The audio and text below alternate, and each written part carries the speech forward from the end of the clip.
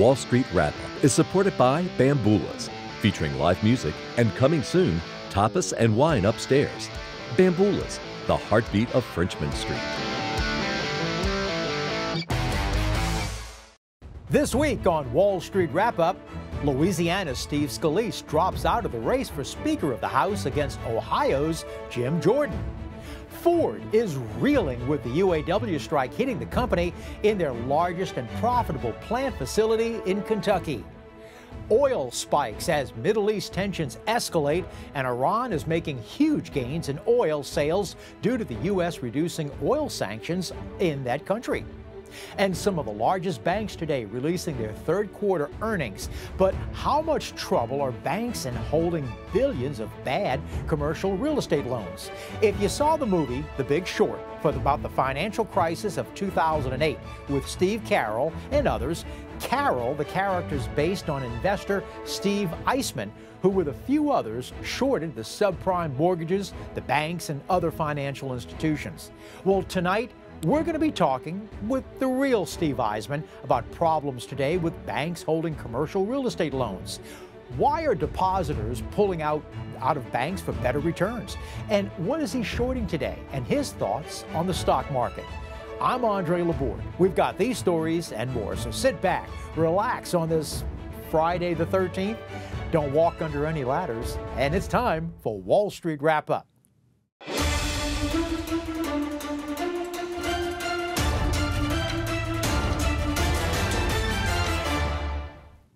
Hi, and welcome to Wall Street Wrap-Up. It's Friday, October the 13th.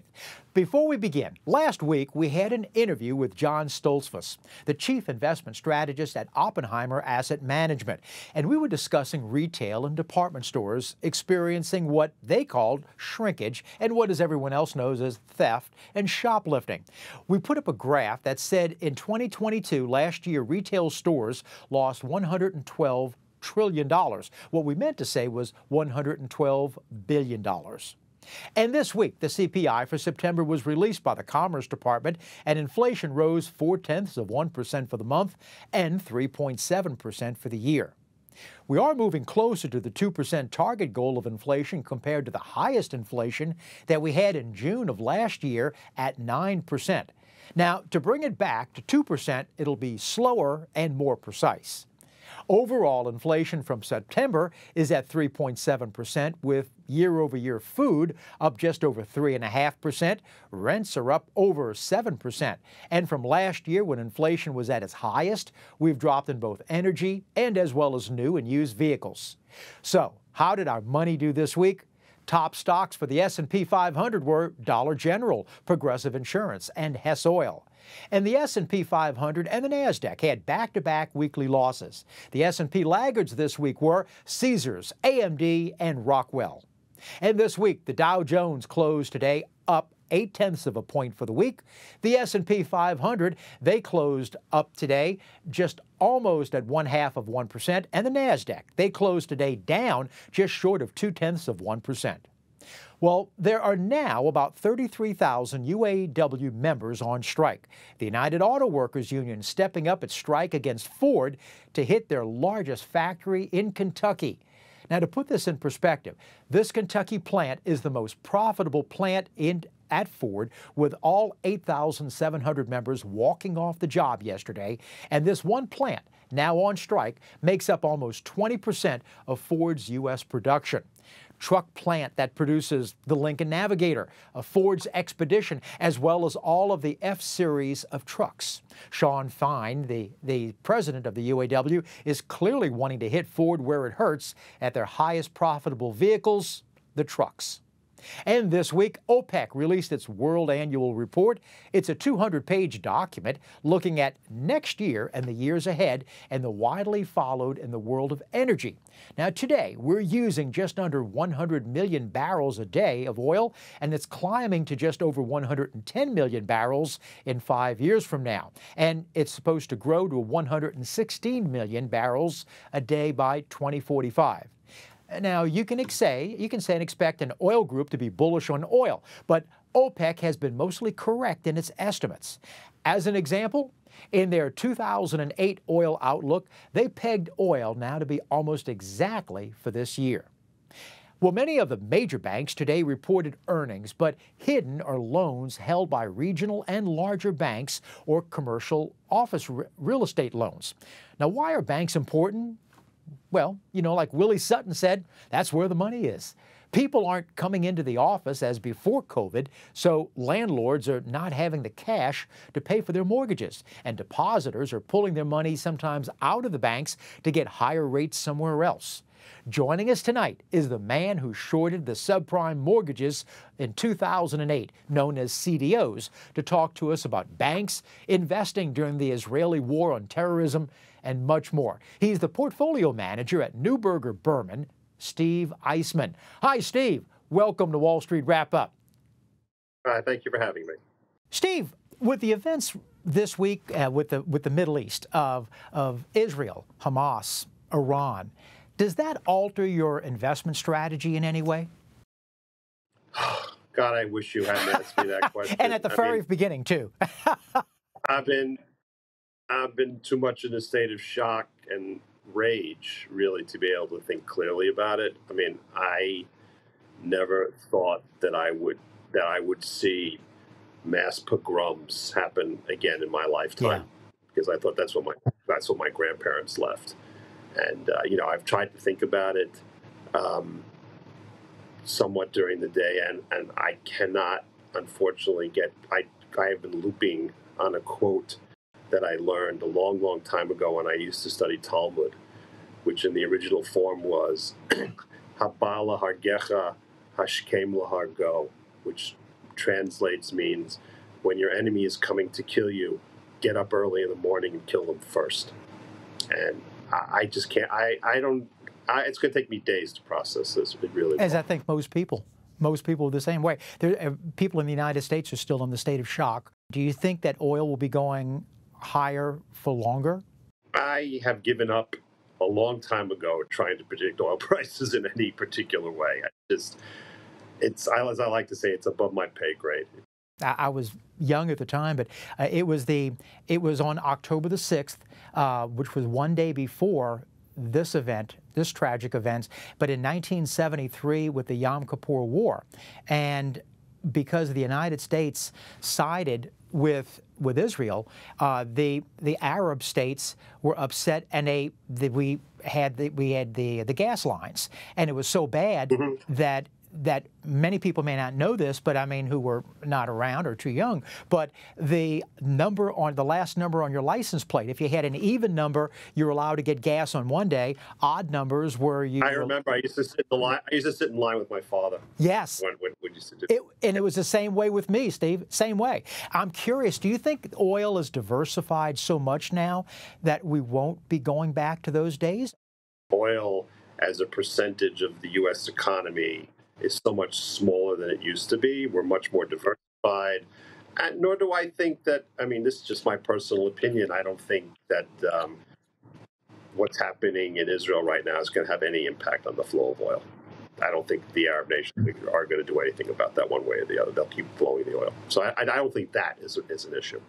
From the beginning of the year, from January 1st till the end of June, we had something like and I'm talking about major bankruptcies of companies of $1 billion of assets or more. We've had about 16 of them. And I'm thinking of, Bed Bath & Beyond, Yellow Trucking, others like that. Do you see that, I mean, we're in the fourth quarter right now. Do you see more business bankruptcies coming up? I mean, the number of business bankruptcies so far this year has actually been small. Credit quality in the United States is actually superb, which is my area of expertise. Consumer credit quality is very good. I mean, it's starting to normalize a little bit, but it's normalizing from a level that is so low that it's not going to have an impact on the economy. Commercial business bankruptcies are still very, very low. Bank balance sheets are in good shape. The only area that's eventually going to be a problem is that everybody knows is commercial real estate. But that's a problem that I think will largely be confined to that sector. And it has what we like to say in our business, a very long tail. meaning consumers will, if there are problems, will default quickly. Businesses take a long time, so this will be a long, slow evolution of the situation. I mean, is it possible that eventually we'll have a recession? Sure.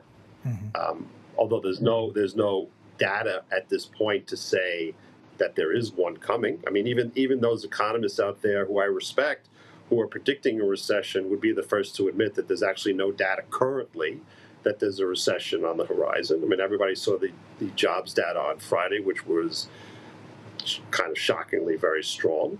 So, and the other thing, I get on do a lot of interviews in my life, and and no offense to you, but people are like begging me to say it's a calamity, it's a crisis, it's happening again, and it's not. Well, I remember either reading what you said or seeing another interview show that you had done where you said that this is the most anticipated recession that has not happened. So Correct. Yeah, if I had the words about right the way you said it. So now, not only do you have the words right, but they're actually not my words. I'm quoting my sister, who made it up first. Well, we want to give proper credit, so we'll give credit to Let's both. give proper credit where credit is due. To both Eisman families members. Okay. Well, what about, you brought up about commercial real estate with REITs, real estate. Let's say take about real estate investment trusts, and specifically, I'm thinking about commercial office REITs. So you're looking at landlords who. Do they have the tenants, which means can they pay the note? And when those notes come due, are they going to have to roll them over because they don't have the money to pay the loan? Will banks let them do it because they don't want the real estate? What do you think is going to happen? Well, you're actually seeing it. Interestingly, usually in a credit cycle, whatever the credit cycle is, the weak hand goes first. And then if it lasts a very long time, even the strong hand goes. But interestingly enough, in the last 6 to 9 months, people like Blackstone, Brookfield have actually given A quality buildings back. They've given the keys back to the banks because they know that eventually the debt is going to have to be refinanced 2025, 2026, let's say. They don't have the tenants. They don't have the rent rolls. And so they gave up. You're going to see a lot more of that. I don't think banks are going to be too.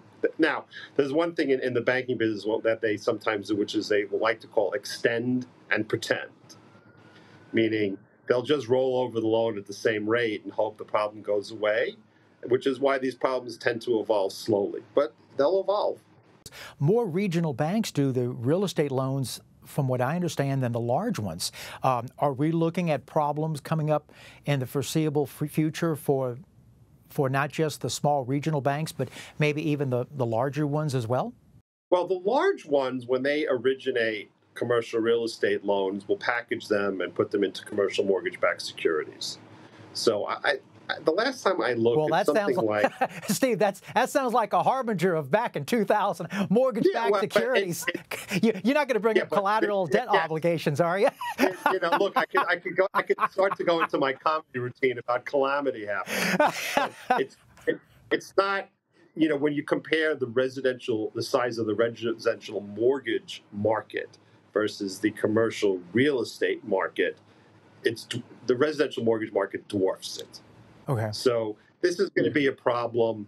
About 60% of all commercial mortgages are held in commercial mortgage-backed securities, so that'll be a problem for their investors. And about 40% are held by regional banks, not the large banks, and that will be a problem for some particular banks. And with respect to those banks, regulators might have to do something, but it's not going to happen today. It'll eventually happen. Michael Barr is with the Federal Reserve, and I think he is either recommending or he can demand. I'm not sure his power, but he has his power. Let me give you the regulatory lay of the land. Okay. When Dodd-Frank was passed, a new position was created in the Federal Reserve called Vice Chair of Financial Supervision.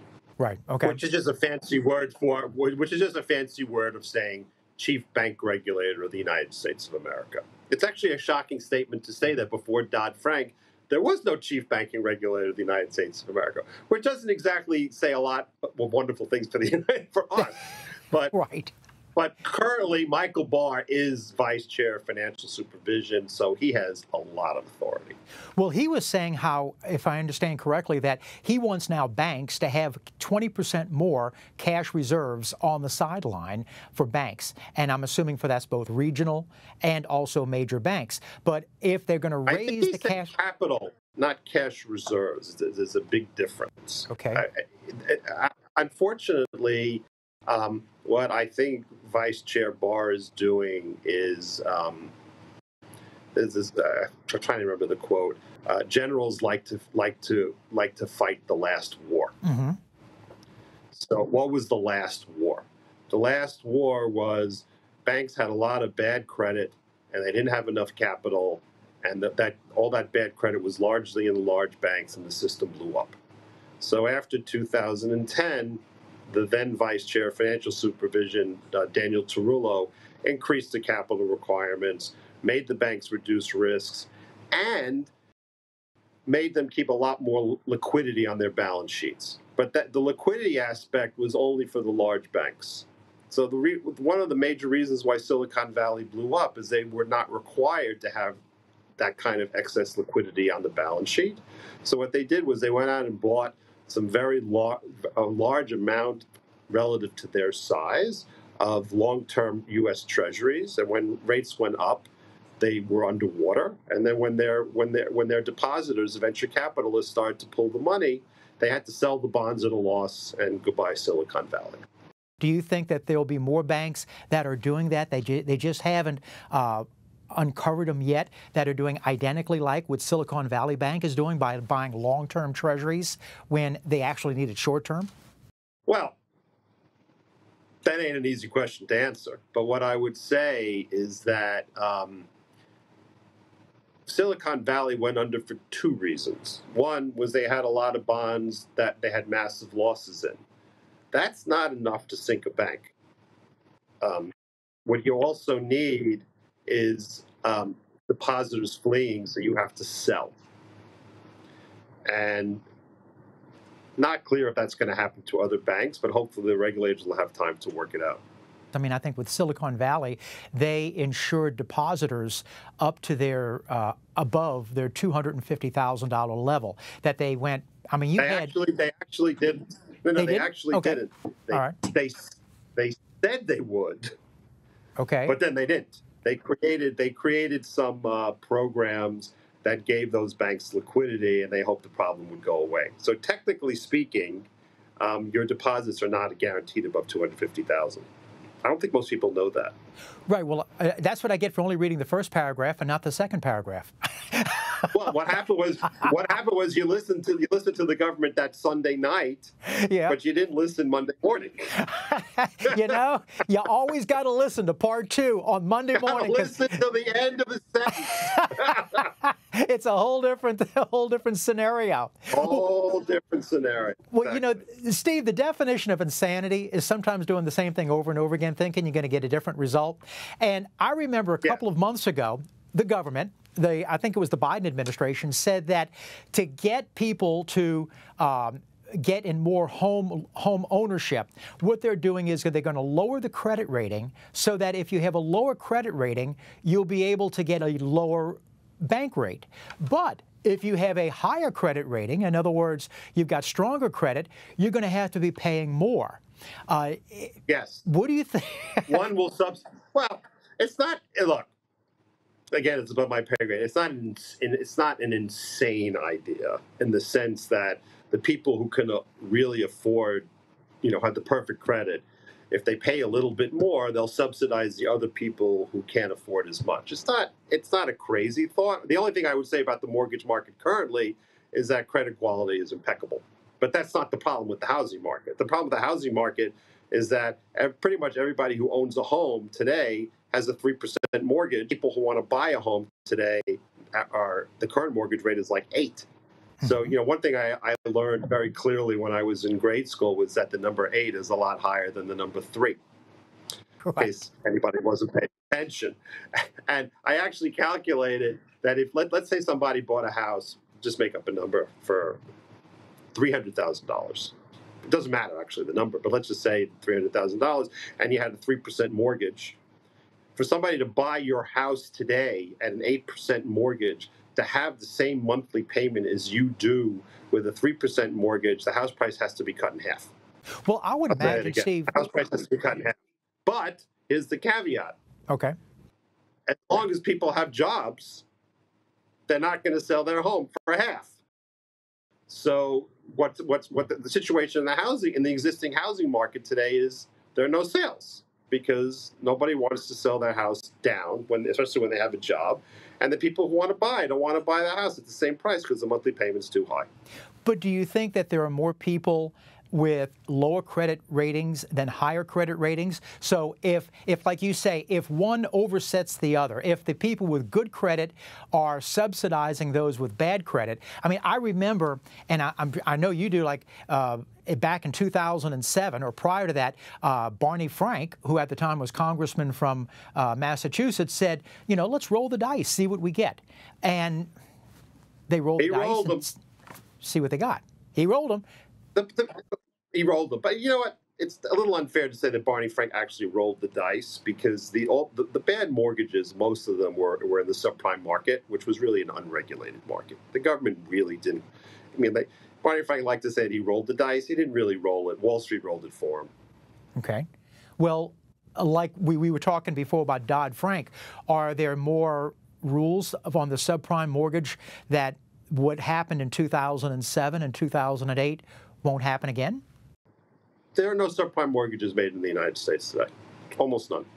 It's just not done. It's just not done. Okay. It's a shocking statement. I mean, it used to be a $500 billion a year volume business. Mm-hmm. I mean, the amount of subprime mortgages that are made in the United States are probably so small it's a rounding error. It's just not done. Are you shorting any banks right now?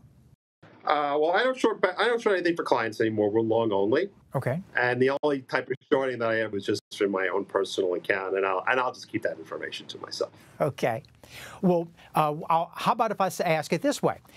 What type of banks? What type of sectors do you think that are too overvalued?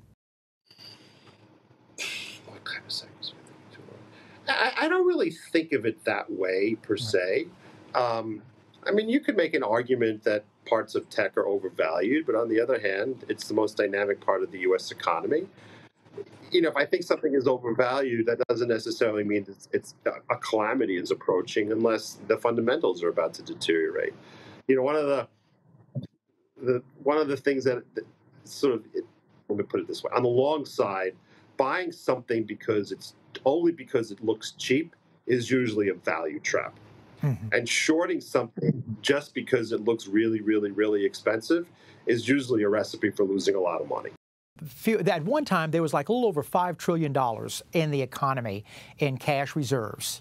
But now people are taking money out of whether it be COVID money drying up or whatever the case, but there's not as much as it once was. Do you see private credit rather than banks? Because remember we talked about Michael Barr just a little while ago. So if first off, do you think banks are going to be more stringent on their loans? And if so, with more businesses having problems, are they going to now go to private credit as a possibility of getting bank loans?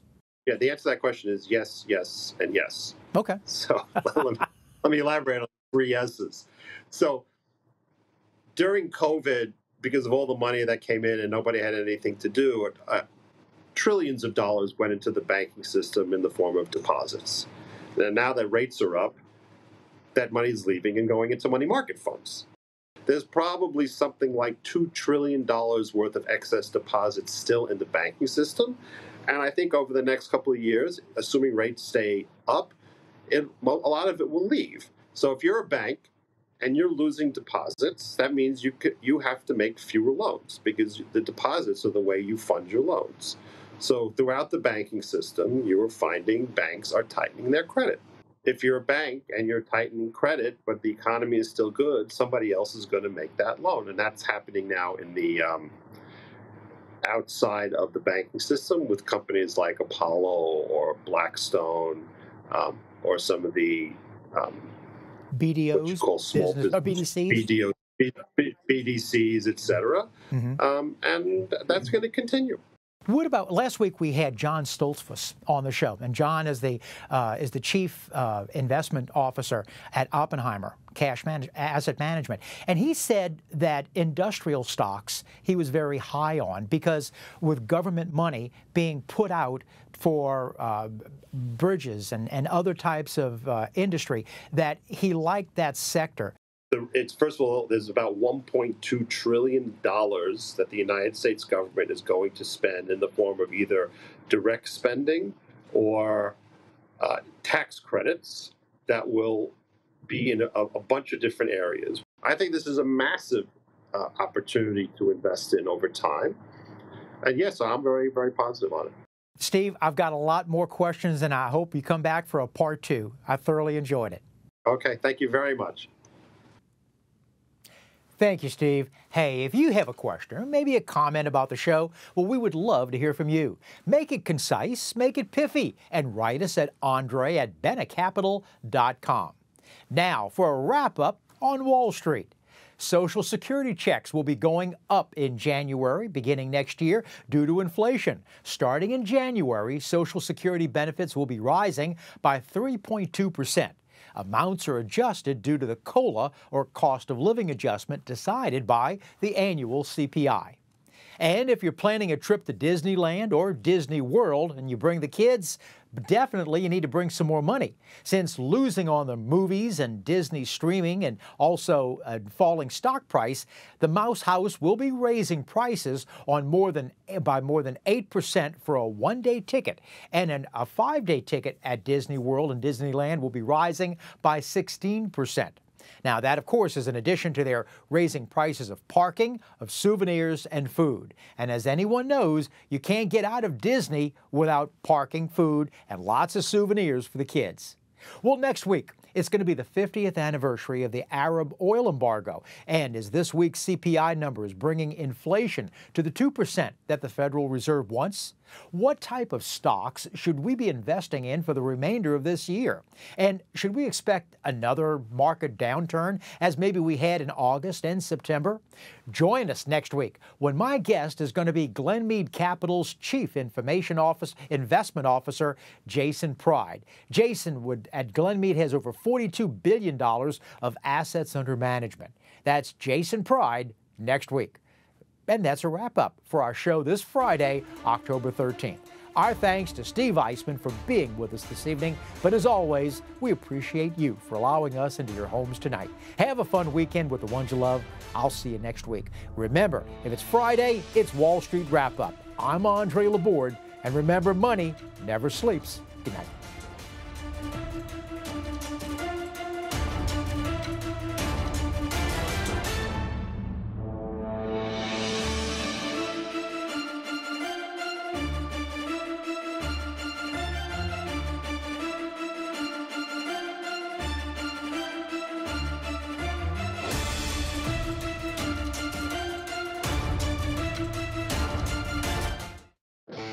Wall Street Wrap-Up is supported by Bamboolas, featuring live music and coming soon, tapas and wine upstairs.